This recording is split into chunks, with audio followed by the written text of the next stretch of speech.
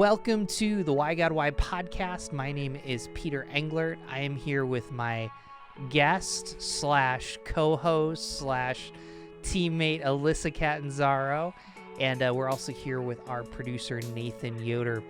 We are doing an intro episode to a brand new series called Why Would I Volunteer? And every episode of this series is going to be about different areas, whether you live in Rochester or not, for you to consider volunteering. And so, as you all know, the point of this show is this: we want to ask questions that you don't feel comfortable asking in church, and we are brought to you by Browncroft Community Church. Alissa, welcome. Thank you. Can you just, before we get started in this series, Why Would I Volunteer?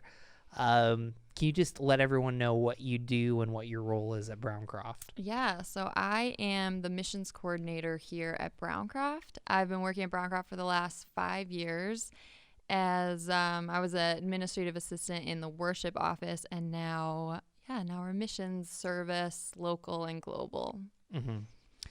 So, hey, let's get started here. So let's just frame this conversation. So this year, we had the coronavirus. We're still in the middle of it. We are social distancing if you're watching on video. We had protests. We had politics. So, I think we had all of this stuff happening. And so let's start here. When we say volunteer or serve, what's your definition and what do you think about that?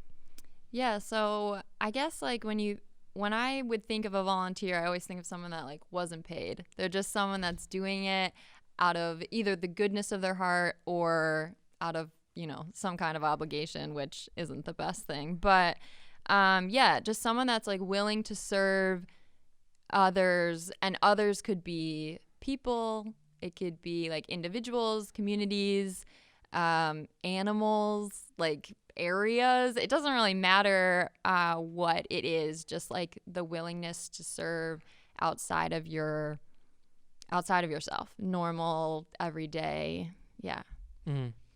Yeah, I think the unpaid component is the weird thing, because we work at a church, other people work in an office building, and you can volunteer to take something outside of your role. Right. And let's just kind of go there right now. Yeah. What happens, and think about where we are today in our world. What happens when people volunteer that doesn't happen when they don't?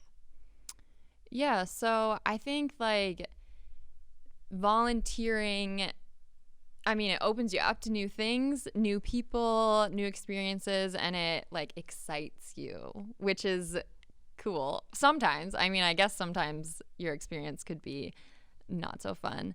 But to volunteer outside of your normal role, or even, I guess within your role too, there's pieces of it, but to volunteer in some way, I think it just sparks something in you. And so this could be Christian, non-Christian, it doesn't matter. Just taking care of people, I don't know, makes you, I don't know. It's hard to explain because it's so easy to go on a mission trip or to serve in some capacity, and then you get that spiritual high just the serving high. That's just I want to do more of this. This is so awesome. But I don't know. No, I think that's great because, and again, I think the whole reason we're doing this series is we want to help you as a listener consider how can you make a difference. Right. And I think that there's these two tensions with that. So the first tension is, you know what, I'm just going to start my own organization. I see a problem, I'm going to make it happen. And then the other side of that is I don't know what to do. Mm-hmm. There's so many options. I'm just not going to do anything. Right. And I think what we're trying to say is there's somewhere in the middle that, with what this world needs is people to serve and to volunteer. And the person that changes the most is usually you. Yeah. I mean, I don't know. How do you kind of walk through that tension too? Yeah, so I think I was actually thinking about that this morning, like preparing for this podcast. I was thinking it is so easy to fall into that, like when you serve, you feel really good. And that's not a bad thing. Like, I think God gives you joy in the things that, brings him joy. So if you're taking care of people and serving people in different ways, like that brings you a lot of joy. It makes you really happy and it feels really good. But I think it's easy to serve because of that. Like, I'm not feeling spiritually connected or whatever. Like, I should serve in some kind of capacity to sort of like spike yourself up. And then there's also just like, I mean, pride's super easy to slip in there too. Just like, it feels really good and I'm super awesome and they need me a lot, so I'm gonna be there. And I think I think just like the intention behind why you serve is really important. And like, I mean, we all fall guilty of doing something just because it's fun, or if you go on a trip, like the adventure piece of it and like the new area, like that's just fun just as a human. But I do think, you just have to be careful, because like if your intentions behind it are like, oh, I want to see a new place and I want to take really cool pictures and I like, I want to feel really good and I'm super great and they need my experience and everything that I, know how to do, instead of like, I want to serve because, God is incredible and wants us to serve and wants the glory back for him, not for us. So I think like the intention behind it is really important. And that's something that have wrestled with in the past, like even just questioning my own, should I even have gone on certain trips in my past? Probably not. The like reasons to go were not good. They were like, oh, like my first mission trip was super, super influential to my faith. And even like as I sit here as an employee of a church, like that trip was so important to me. And the reason why I went was because it was to the island of Jamaica. And I'm like, that's super awesome. I'm 14, like, let's go. And yeah, those intentions are like, they're genuine, but they're not, they should have been better. So let's go there, because I think, again, in our world today, people want to make a difference. They want to be part of the solution to problems. And that's even why we're talking about this. What does it look like to be in the right frame of reference for a serve opportunity? Yeah, so I think, so before I said like, people think that they are super needed in certain areas, like everyone definitely has skills and gifts and things that other people don't have. So that is important and helpful. It just doesn't mean that the organization or the person that you're serving like can't go on without you. I think that's like where the switch is, because I don't want it to seem like you don't have anything you don't have anything to give, because you definitely do. Like everyone has just skills that they're bringing to the table, which is super awesome.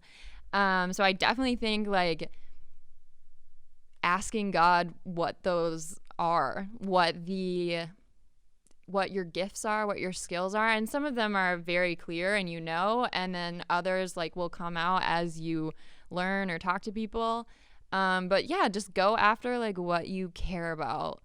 And if you are doing it to serve and bring people towards the name of Jesus, then you're going in the right direction.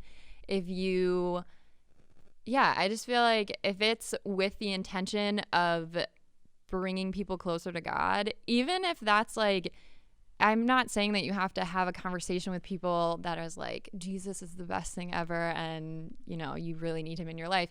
It could be serving with Flower City Work Camp and, fixing someone's house, even as that is just like a constant reminder as they walk into their new room and the walls are painted and the floor has been redone. Like, that is a reminder that God has seen them and cares about them and sent people into their homes that were willing to, just take care of them for a week. And I just think that's just like super important, just to use your skills, use what you've got, but know that, if you're pointing them to Jesus with your words or with your actions, just the way that you're caring for them, like that's the right direction. So let me ask you this, because I also think that there's a tension that we all kind of go through. Either I'm going to volunteer and serve in all these one-time opportunities. Mm-hmm. So you just talked about it there. For those of you, Flower City Work Camp outside of Rochester, it's a lot like Habitat for Humanity. People go and serve and build houses. We've talked about missions trips. There's churches that send people on these short-term trips. And maybe what's good is to kind of talk about the pros and cons of, like, we have people that quietly serve at Browncroft at local schools, like, and they go every week. No one, versus these kind of one-time things. I don't know. How do you process through all that? Yeah, I think it's an interesting conversation, like the global and local serve opportunities, because I think in our minds it's easy to be like, oh, okay, once I get there, I'll be able to serve in Africa. Like, I have to hit certain spiritual checkpoints to go certain areas in the world on a short-term trip. I personally think it's harder to serve in your own hometown weekly or monthly. Like, I think that is so, and harder maybe might not be the right word, but it just takes like a larger commitment maybe. Like, obviously there's the financial component of traveling, and you have to take off work, and you have to, like, actually get yourself spiritually ready to do those things. So that's definitely like not easy.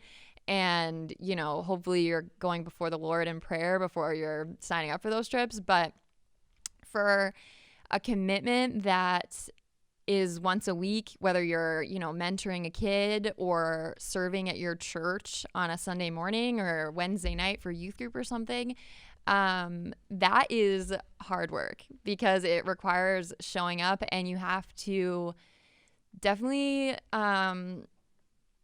like, prioritize well, because it's super easy to be like, I'm just so busy, or I don't want to go, even though that it's, the impact is great. But yeah, there's so much into serving locally I just feel like that's super admirable when people are very consistent in their serving, because it's just like, it's easy.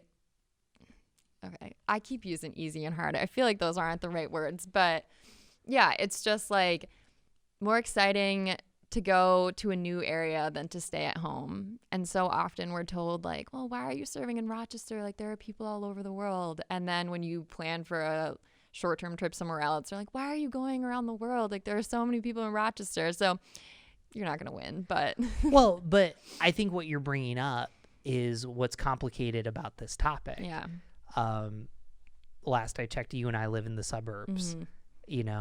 Are we going to serve a nonprofit or a school in the city to make ourselves feel better, or to be part of the solution? And this is why we're doing this series, and we're interviewing different people from different organizations, partially to help all of our listeners figure out, hey, like, while you were talking at one point, I was looking up Friedrich Buechner's quote. He says that, like, where your passion and your expertise meets a need, that's like the beautiful world around us. Yeah. And so I think we all want that, but I think that you're outlining the struggles of, like, talking about this. And even what you said before, like, for us to serve or volunteer, and we're going to use those interchangeably when we interview people, but it's basically saying this: Jesus serves, and we'll get to that, but, like, you're created in the image of God. You have value. And that's my theological assumption. So I think that you're just bringing up a ton of the tensions, but like, I'd rather lean towards doing something than doing nothing. Right. Yeah. Yeah. And I think it's easy to do nothing. Like, it's so easy to be like, oh, I'm busy, or I've got, family priorities, or I don't think I would be good at that, so I'm just not going to do anything. So yeah, I'm looking forward to, I know some of the partners that we'll be talking to, but I'm looking forward to hearing just the opportunities that there are. Like, I was thinking about it earlier, like, there are so many organizations that you can partner with all over the world, but especially in your hometown, like, so many. Whatever you have an interest in, like, you can find something that's doing something, and I think that's encouraging, to be able to, I mean, a lot of it is self-doubt. I'm super good at doubting myself, and I think that it's really easy to just be like, I don't think I can do that. Like, I don't think I'd be good at it. But then that makes you question, like, well, it's actually not about me at all.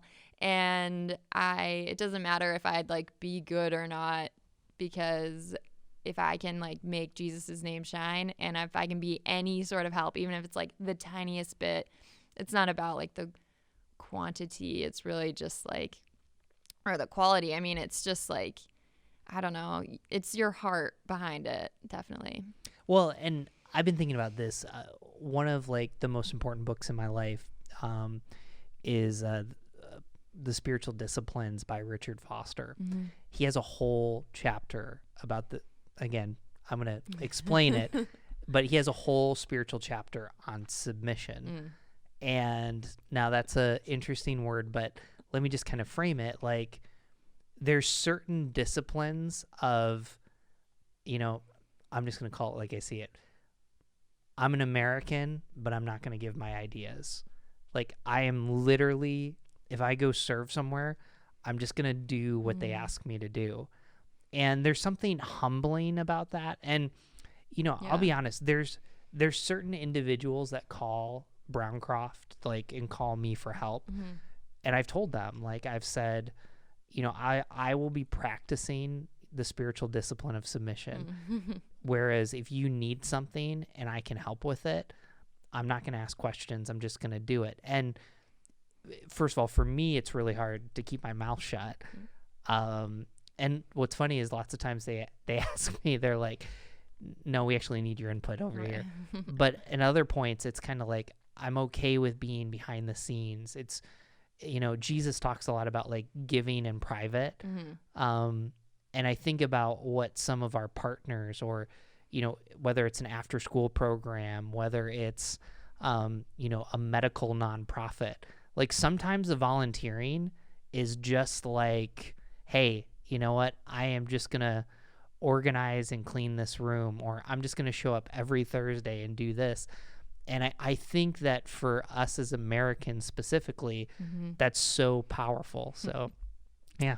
Yeah. I was just thinking about, like, especially as Americans, you're right. Like, you walk in and you're like, well, I know what we're doing. And I guess I'm coming more as more on the mission side. So cross-culturally, I guess it could be local too, but, I was just reading a blog post from Katie and Corey Garrett, and they serve with the Wolof in Senegal, and she was talking about contextualization, and that is, like, when you celebrate. She was just giving different examples about, like, if you're celebrating something as a white American and you come in, and she was saying that, so she's from Connecticut, and so when she was talking to people in Senegal, she was saying that I'm from Connecticut, but I don't have an accent.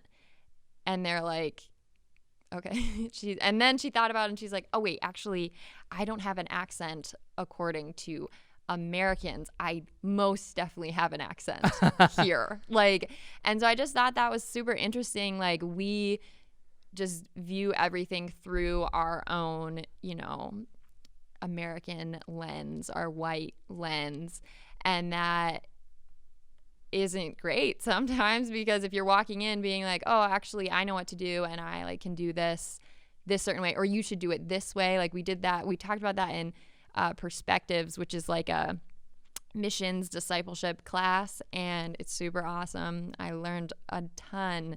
And one of the guys was saying that like he's got this, a missionary came in and he was talking about they were trying to figure out like this certain irrigation system, and he ended up building something like gigantic because that's what they did in some other area. And he built this huge, it's just this big building, and it's completely useless to their people. And they're like, okay, well, we're just going to do, you know, something else over here. And then he realized like, oh, shoot, they actually like know what they're doing. And I came in with my ideas, and now I have this big building that's basically like making fun of me every time I come back here, because it's just like mocking me and the fact that I didn't listen. And I think that's like, I love that story because it definitely keeps you like, you're coming to serve the people that you're serving. They obviously need a little bit of assistance because, you know, why else would you be serving them? But that doesn't mean that they are like helpless people, and it doesn't mean that they like can't live without you. Like they are fully capable and have ideas and know their, you know, culture better than you know their culture, shockingly enough. And yeah, so I just think it's just important to know your area and know yourself. Like know, okay, I come with skills and I come with ideas, but like maybe I should be quiet and let them like actually lead, and I'm just going to serve quietly alongside of them. Well, and you know, and I think that brings up a good point because you know, so we've talked a lot about racism in the Why God Why podcast and in culture. You know, we've talked a lot about political polarization. And when you choose this route of volunteering, I actually think a good motive is even to say, I don't know what I don't know.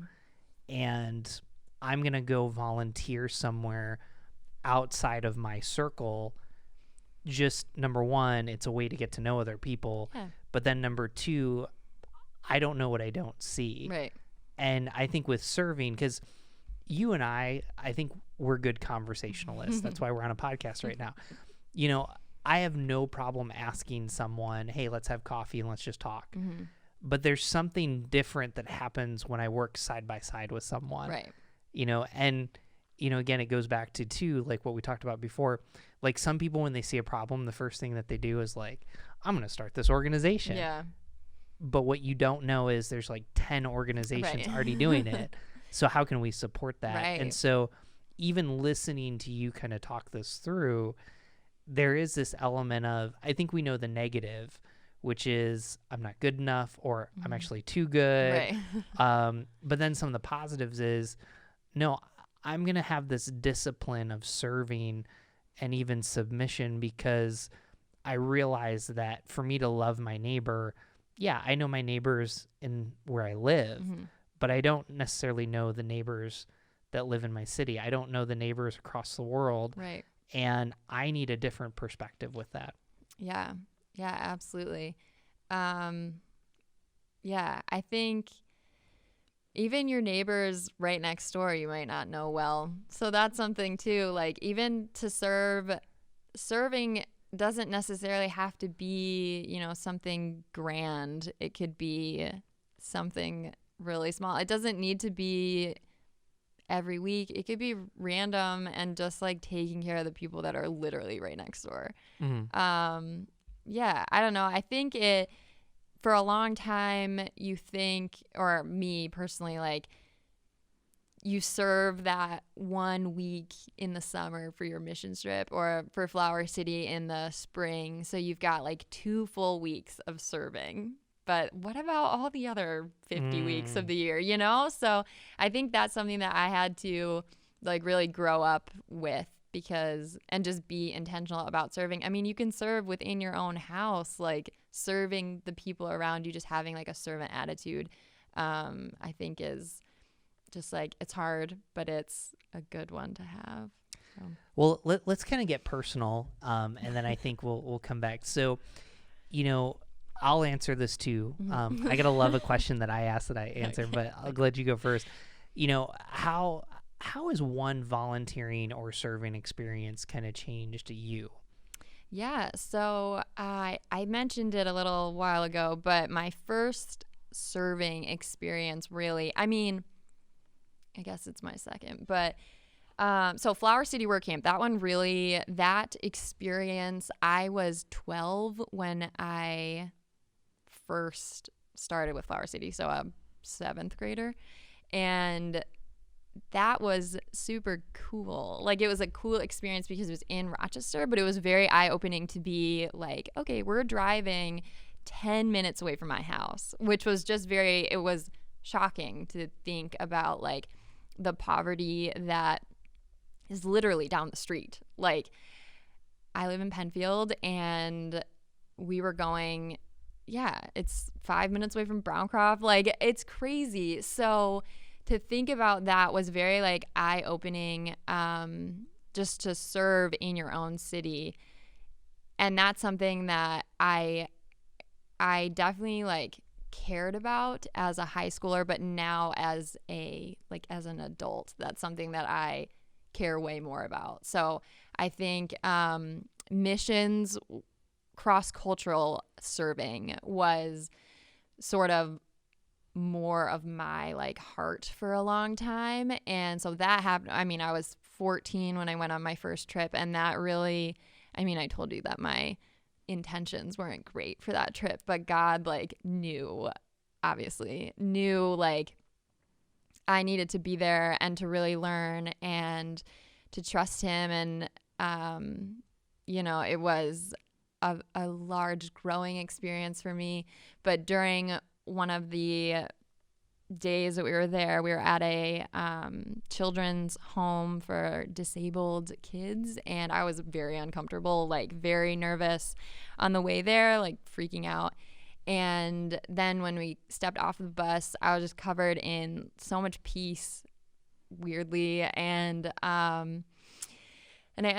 was with my friend, and we were just, like, walking this boy who couldn't walk or talk, and he was in a stroller. And so we were just, like, walking him up and down these, like, bumps in this long path. And I, like, at that moment, I felt like God was saying that, like, this is it. This is what you're going to do. And that thing was so small. Like, we were literally just pushing him over a bump to make him laugh. And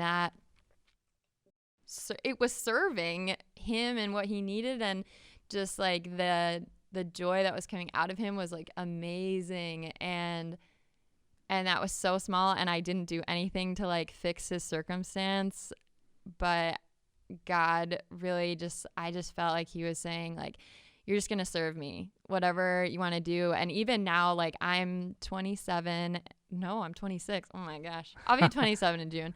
But I am in this, like, period of life that's like, okay, what do I want to do? Like, how do I want to live my life and serve God? Like, what am I supposed to do? And that question, like, freaks me out so much. But then I think, like, even talking now about that story that I talk about, like, pretty infrequently, but when I do, I get, like, weirdly emotional. And I'm just, like, the constant reminder of, like, you are just meant to do my work and just care about people and love people and do it for me. And that is, like, such a nice reminder to think about, like, there's no pressure. You can do anything. And if it's serving people in just, like, in any way, if you're just loving on people in the name of Jesus, like, that is what, God wants me to do. So, it's funny. So I think a required reading for this series is When Helping Hurts. And so it's just a great book. It's kind of the textbook for serving and what we're talking about. But even hearing you is that I think for all of us, we look at serve opportunities and we look at the imperfections, but sometimes, whether you're a Christ follower or not, usually that first experience does something to you. Yeah.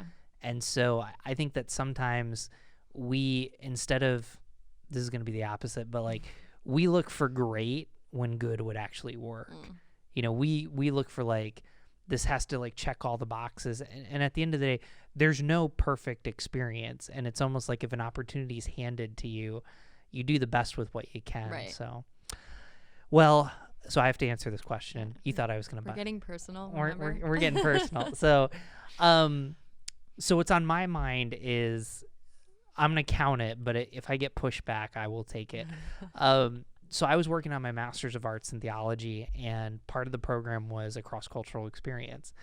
So when I lived in Philadelphia, my friend Sam, I just kind of asked him, I said, hey, I got to do a cross-cultural experience. What do you recommend? And Sam's one of those people that 90% of the time, what I say, like when he says to do something, I just do it. Nice. Like there's, I mean, Sam Luffy, I love you. I hope you're listening or watching. Anyways, so Sam said, you need to go to this neighborhood in Philadelphia called Kensington. There's this small Anglican church called St. John, and they have a Tuesday night kids program, and I want you to go, just go there and stuff. And met some great people there. There's the Ross family. And so that whole summer, I would drive 45 minutes a couple times a week to just serve and observe. Now, it was if you want to get, technical, I got graded on it. That's okay. But, but the power of that was, I walked in with certain beliefs and perspectives, and some beliefs and perspectives politically, socially changed because I sat there and realized that others of them didn't, but I felt more compassionate, empathetic, just because I was like, this is not as simple as I've talked about it, and I had to read books like The Myth of the Welfare Queen. And I was with, families and kids. And what I was actually doing was like, I just showed up and I would I played soccer with the kids. I would hand out the handouts. I was coloring. I was just there. Like literally I was it. Yeah. One of the funniest stories, so it was cross-cultural in the fact I grew up in the suburbs. It was urban, but it was also cross-cultural that this church was a high church, liturgical church, and I had only gone to low churches. So you think about a high church, Anglican, they have, liturgies. Now I know that some people say all churches have liturgies, but when the priest called me up, he says, "Oh, I need help with communion." I had taken communion at churches like Browncroft. I've never, I was like, I don't know what I'm doing, but here, Sure. Here's the bread and grape juice and stuff. So, so there was that. But I think what changed was, and I've been on this journey, is I just listen and there's different questions that I ask, and I went back through my assignment and like just some of the questions I had to ask like the high school students. And like to hear them say, this is literally the best day of my week because, I'm going through so much, to hear about hopes and dreams. And I needed to be in a place where, like I said, I was submissive, I was observing, I was serving, and it wasn't about me. And even just to learn and listen and stuff. So I don't know, that was my formative experience, so to speak.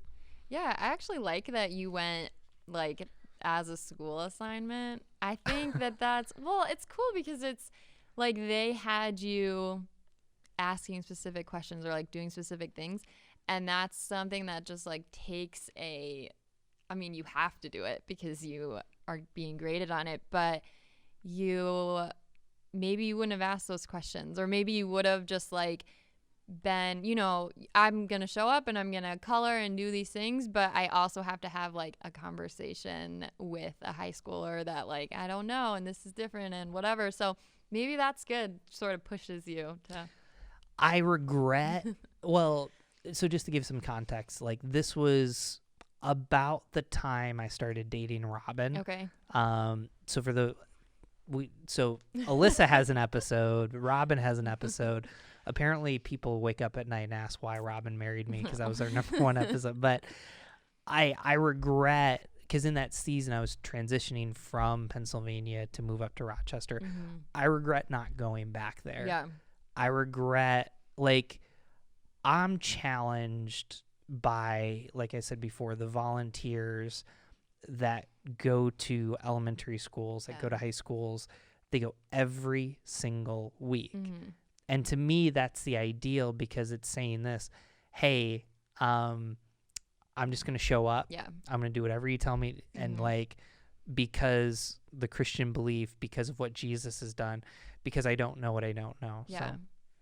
Yeah, I'm just thinking about, we've got a couple people at Browncroft that have reached out to me to be like, I want to serve and I'll do anything. So just let me know. And I'm like, okay. So I've been reaching out every time I have an opportunity. I'll email this one guy and I'm like, hey, so we've got another opportunity. If you're free, whatever, just give him the information. He's always like, I am there and I'm going to bring 3 of my friends. And I'm like, thank you so much. But I just think, like, I love that willingness and excitement and just openness to being like, this is a weird season of life. And, I don't know, whatever, everyone's circumstances are a little bit different, but I just love, like, the willingness to be like, I'm down to do whatever. Like, it might not even, and some of the jobs, like, really suck, like moving boxes from one building to another at Rochester Family Mission. Like, that's super, super helpful to them, and they needed that. And we sent, 15 Browncroft guys there. So helpful, so sucky. Like, I felt bad to even ask for that, because I'm like, ugh, who wants to do that? But it's helpful, and that's, like, that is the point. You want to be helpful, and, maybe you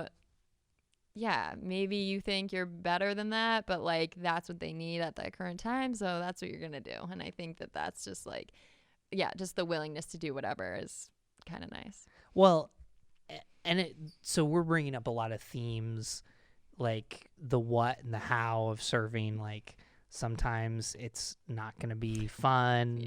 Yeah. Sucky is a Greek word. Sorry. No. I love it. I love it. This is, we're making people feel comfortable. Right. It's stuff you can't say in church, Yikes, sorry. But, I think a couple things that kind of sparked this series with me, as you and I talked about this, was, I had people come up to me and ask me, like, hey, I don't have any friends that are Black. What do I do? And that's such a complicated topic, because on one hand, I want to affirm that you're trying to get outside your comfort zone, listen to different perspectives. But, like, it's not like I have people coming to me being like, hey, can I have a conversation with you because you're white? Like, right. I mean, these are human beings. Right. And, and I think that even talking about serving, it's not saying that you're doing this just only to meet people, but it's also doing this to get you in a context that's different. And even as I talk about it now, I might be fumbling and I will receive correction. But, like, there's something about, if you're not seeing any changes, but you're doing the same things, you're not going to get the perspective that you need. And so I think about serving anywhere, and it's not just a race issue, it's actually a socioeconomic. Right. If I'm making comments about certain, where people get paid, and I actually think this is both, but you mostly serve people that make less money than you, like, I need to spend time with people, and serving is a way to do that, because when I'm serving, I'm actually on an equal playing field. And I should be looking at people that they're created in God's image. And so I think that that's even why we're doing this, is to help you, because what we're doing right now in the world just isn't working. Like, I mean, if you're Republican or Democrat, statistics say you probably have friends that are Republican or like whatever party you pick. And so it's just important. Why would I volunteer? Well, I'd volunteer to meet people that I would have never met before. Yeah. And I think just what you're saying about, like, the socioeconomic differences, you are on the same level, but you have to, I think hold on, I'm like got a lot of thoughts now. It's easy to go in being like, well, I'm actually at a higher socioeconomic level than you are, so I'm coming in to serve you, but I am, better than you or whatever. Like, that's an easy thing to go in and be like, well, I just want to serve because I want to give back and whatever. It's so important. So it goes back to intentions. But yeah, like being in, I think that's awesome. Like the equal playing field of like, we're just people. And yeah, I don't. Well, no, I love what you're talking about there, because we think socioeconomic, and the way I was talking about it was on purpose, is just money. Right. But there's studies that, like, I think it's $125,000 a year. Like, once you make that much money, you actually get less happier. I thought it was 75. Or 70. No, yeah, it's 70. The peak. Somebody Google that, okay? Somebody Google that.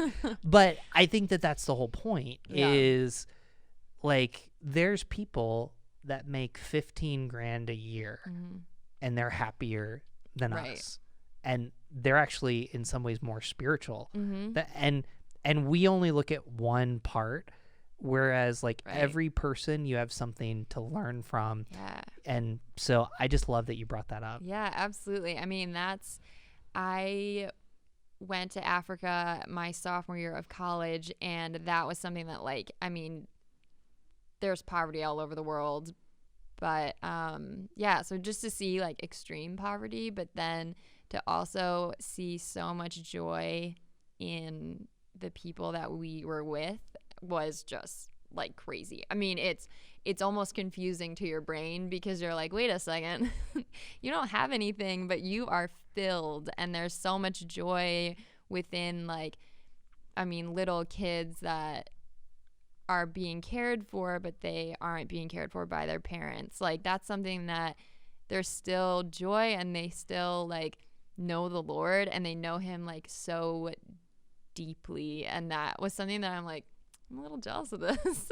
Like, I just think that's a good point. Like, it's different, and back to your American white view of everything. Like, you hear socioeconomic, you're thinking money, but it's deeper than that.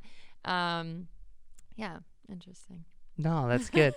Well, let's kind of flat out do it, because we're going to come back to this question a lot. Let's flat out answer together. Why would you volunteer or serve? Me personally, or just in general? Either way. Okay.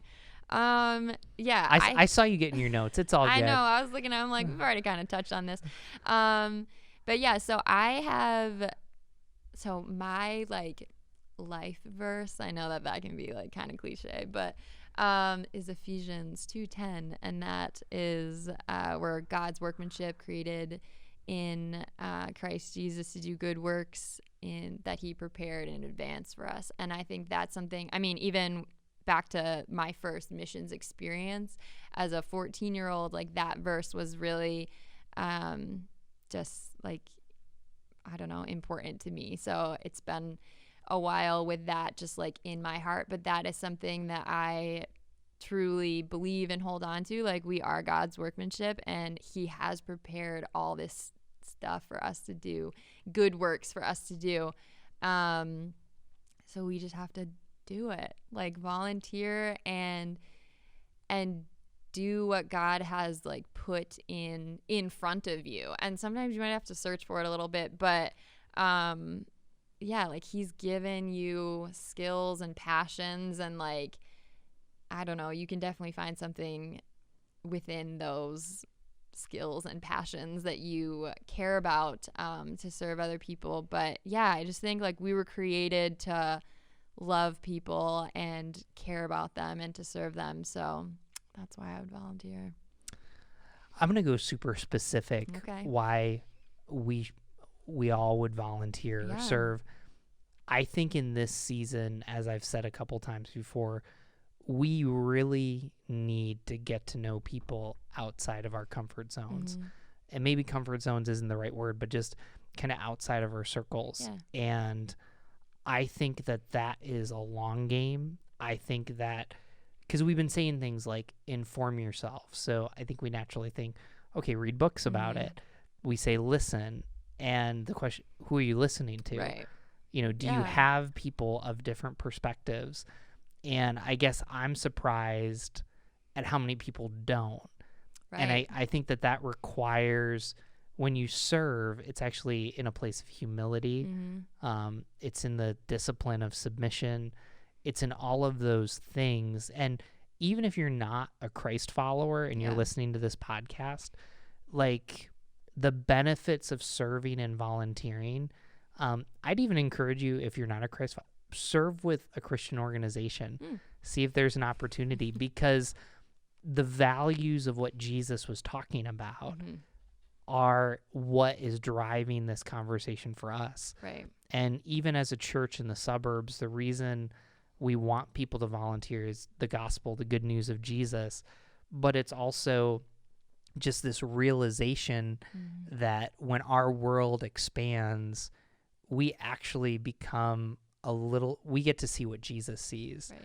And that's the beauty and brokenness of this world. So, Yeah. man.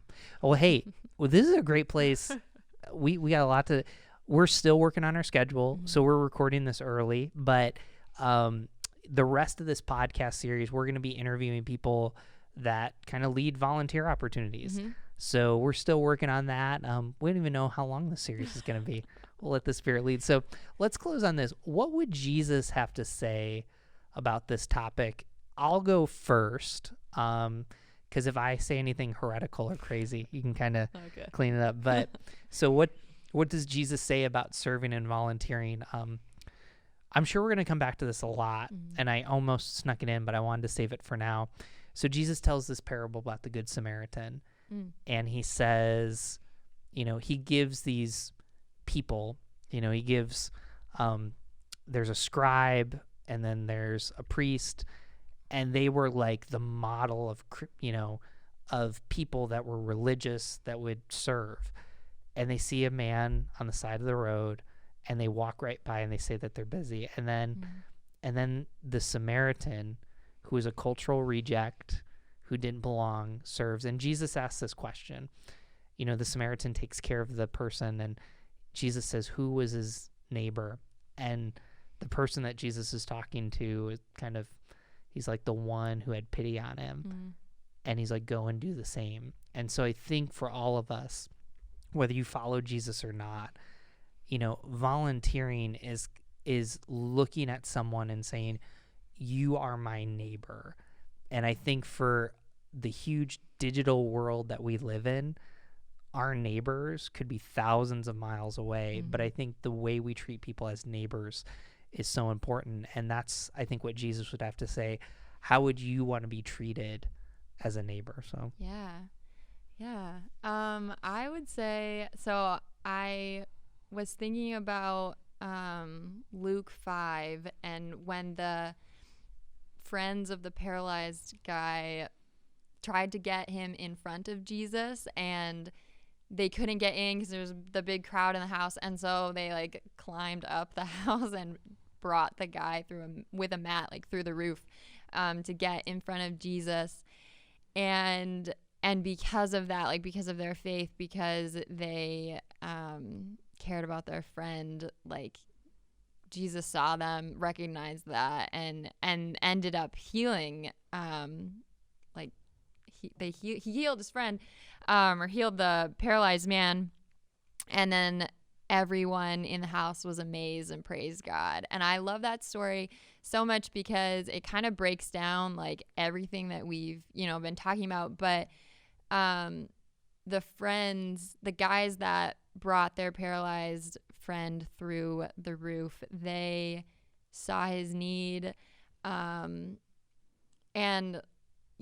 cared for him enough to try to get him in through one way, and then couldn't. So they didn't give up on him. They still were dragging him around on this mat, but they ended up they knew what he needed. And I mean, when we think about it, we're like, oh yeah, he needed to not be paralyzed, but that's not what he needed. He needed to be in front of Jesus.